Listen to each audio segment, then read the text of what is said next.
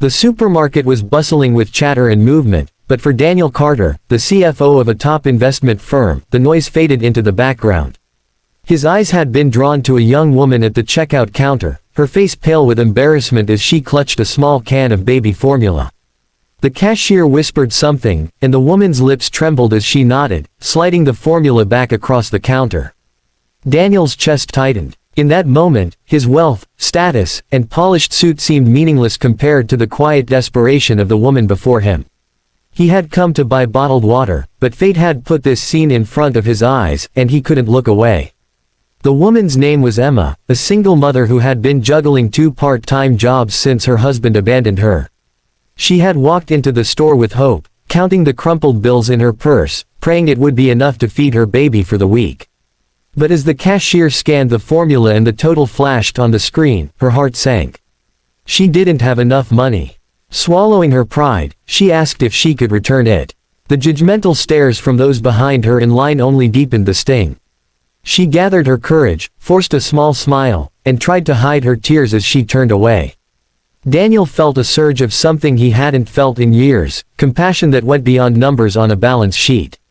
He had lived most of his life buried in corporate decisions, profit margins, and high-stakes deals, all while battling loneliness in his empty penthouse. Watching Emma walk away with nothing but humiliation lit a fire in his soul. Without thinking, he stepped forward, bought the formula, and hurried after her. His footsteps echoed through the store as he caught up to her, holding the small bag in his hand. When she turned, her tired eyes widened in shock. Emma stammered, "Sir, I can't accept that. I don't know you." Her voice cracked as she pulled her baby closer, instinctively protective. Daniel's gaze softened. "You don't know me," he admitted gently, "but I saw what happened. Please, let me do this. It's not charity, it's just one human helping another." His words weren't rehearsed, they spilled out from a heart that had long been numb but was suddenly alive again. Emma hesitated, torn between pride and need, but when she looked at her baby's innocent face, she accepted the bag with trembling hands. What Daniel didn't expect was the flood of gratitude and sorrow in Emma's eyes. "Thank you," she whispered, her voice shaking. "You don't know how much this means. I didn't know what else to do today." Daniel felt his throat tighten. He had signed billion-dollar contracts without blinking, yet here he stood, speechless in front of a woman who was simply trying to feed her child. He walked her out of the store, something inside him unwilling to let the moment end. Emma thought he would say goodbye, but instead, he asked if she needed a ride. She declined politely, but her shaky hands gave away her exhaustion. As they parted ways, Daniel couldn't shake the image of her walking into the night alone. For the first time in years, he felt restless. That night, in his luxury apartment, he stared at his glass of scotch but found no comfort. The silence felt heavier than ever. He thought of Emma's eyes, her baby, and the quiet dignity she carried despite her struggles. For years, he had drowned his loneliness with wealth, but now, he couldn't ignore the truth. What he had been missing wasn't money, but connection. He fell asleep with her face lingering in his thoughts, unsure why destiny had chosen him to witness her struggle. The following week, fate crossed their paths again. Daniel was on his way to the office when he saw Emma sitting outside a small diner, her baby on her lap, flipping through job listings in a worn newspaper. He stopped, compelled by something stronger than coincidence. "Emma," he said softly, and she looked up, startled but relieved to see a familiar face. She admitted that she had been turned down for another job interview that morning, and though she tried to hide it, her eyes shimmered with tears. Daniel asked if he could sit with her, and for the first time, she allowed him into her world. Over steaming cups of coffee, Emma shared her story. She had once been a hopeful young woman, married to a man she thought she could trust, until he left her with nothing but debts and a baby. Her parents had passed away years earlier, and she had no one else to turn to. Every day was a battle to provide food, rent, and diapers. Yet, through it all, she never let her baby feel unloved. Daniel listened intently, his heart breaking with each detail.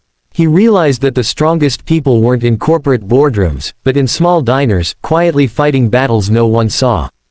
Daniel surprised himself when he offered to help her find a job. As a CFO, he had connections, and though Emma hesitated, he assured her that this wasn't about pity. "You don't need handouts," he said firmly. You need a chance. And I can give you that. Emma's eyes filled with cautious hope, though part of her still feared disappointment. Daniel arranged an interview for her at his company, not in some meaningless role, but in a department where her determination and skills could shine. He vouched for her personally, something he rarely did for anyone.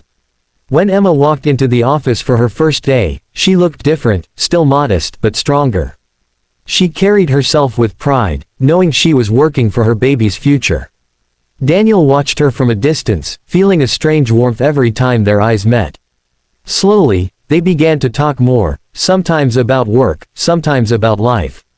Emma discovered that behind Daniel's polished exterior was a man who carried scars of his own, a man who had lost himself in wealth and forgotten the simple joys of family. Their conversations became a quiet refuge for them both. As weeks turned into months, Emma flourished at her job. She proved herself capable, hardworking, and dedicated. The office staff admired her resilience, though most had no idea of the hardships she faced outside the walls of the company. Daniel, on the other hand, couldn't stop admiring her courage. He found himself smiling more, laughing more, and even spending less time buried in spreadsheets. His loneliness, once a constant shadow, began to fade with Emma's presence. Her baby, too, grew fond of Daniel, giggling every time he saw him, as if sensing the kindness in his heart. But not everything was smooth. Gossip in the office began to stir. Some employees whispered about favoritism, questioning why the CFO seemed so invested in Emma's success. Emma overheard these whispers and considered quitting, not wanting to risk Daniel's reputation. When she finally confessed her fears to him, Daniel's expression darkened. "Let them talk," he said firmly. "They don't know your story. And I won't let you give up because of their ignorance." His words gave her strength, reminding her that her worth was not defined by gossip but by her resilience. Emma pushed forward, working harder than ever, and her determination silenced the rumors. Daniel, meanwhile, couldn't deny the truth that was slowly growing inside him. He wasn't just inspired by Emma, he was falling in love with her. But he held back, afraid of ruining the trust they had built. For Emma, too, there was a quiet admiration in her heart, though she never allowed herself to dream beyond survival. Love, she thought, was a luxury she could no longer afford. Yet every smile, every shared glance, told a different story. One rainy evening, as Emma was leaving the office with her baby, Daniel offered her a ride. The rain poured relentlessly, and the streets were flooded. Sitting in the car together, the air was thick with unspoken words. Finally, Daniel confessed softly, "Emma, I don't just admire your strength. You've changed me. You've reminded me what it means to care again." Emma's breath caught in her throat. She looked at him, tears mixing with raindrops on her cheeks, and for the first time, she allowed her heart to feel something it hadn't felt in years: hope. Their bond deepened from that night onward. Daniel became more than just her boss, he became her friend, her confidant, and slowly, something more. He helped her with her baby, never once making her feel less than. Emma, in turn, brought warmth and life back into Daniel's world. His apartment, once cold and silent, was now filled with laughter, baby giggles, and the comforting aroma of home-cooked meals Emma occasionally prepared. For the first time, Daniel realized that happiness wasn't in numbers or wealth, it was in the simple act of being with those you love. But challenges didn't vanish overnight. Emma still battled the scars of abandonment, and Daniel wrestled with his fear of vulnerability. There were moments of doubt, moments when Emma wondered if she truly belonged in his world of wealth and influence. Yet Daniel never let her forget her worth. "Emma," he would say gently, "you belong in my world not because of what you bring, but because of who you are. You're the strongest woman I've ever known." Those words anchored her, healing wounds she thought would never fade. As time passed, their love blossomed quietly, away from judgmental eyes. Daniel's colleagues noticed a change in him. He was kinder, more approachable, even happier. Emma's life, once marked by endless struggle, now carried a new rhythm of hope and stability. Her baby thrived, growing in an environment filled with love and security. The three of them, though unconventional, began to feel like a family stitched together by fate and compassion. One evening, as the sun dipped below the city skyline, Daniel surprised Emma with a small picnic on a rooftop garden he had reserved just for them.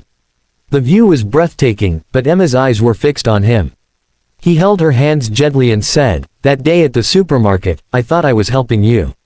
But the truth is, you saved me. You reminded me what life is really about. Emma's tears fell freely as she whispered, and you gave me the chance to stand again when I thought I couldn't. From that moment forward, their paths were no longer separate. Daniel, the lonely CFO, and Emma, the poor single mom, had built something money could never buy, a family bound by love, respect, and the courage to face life's hardships together. Their story became a reminder that sometimes the smallest acts of kindness can spark the greatest changes, not only for the person receiving it but also for the one giving it. And in the end, it wasn't about wealth or status, it was about two broken hearts finding wholeness in each other. Emma's journey from humiliation at a supermarket checkout to finding love and stability was nothing short of extraordinary. Daniel's transformation from a lonely executive to a man fulfilled by love proved that even the most powerful people could be saved by compassion. Together, they became living proof that miracles often begin with a simple act of kindness. And as they walked hand in hand into their future, they knew that no matter what challenges lay ahead, they had already found the greatest treasure of all, a family.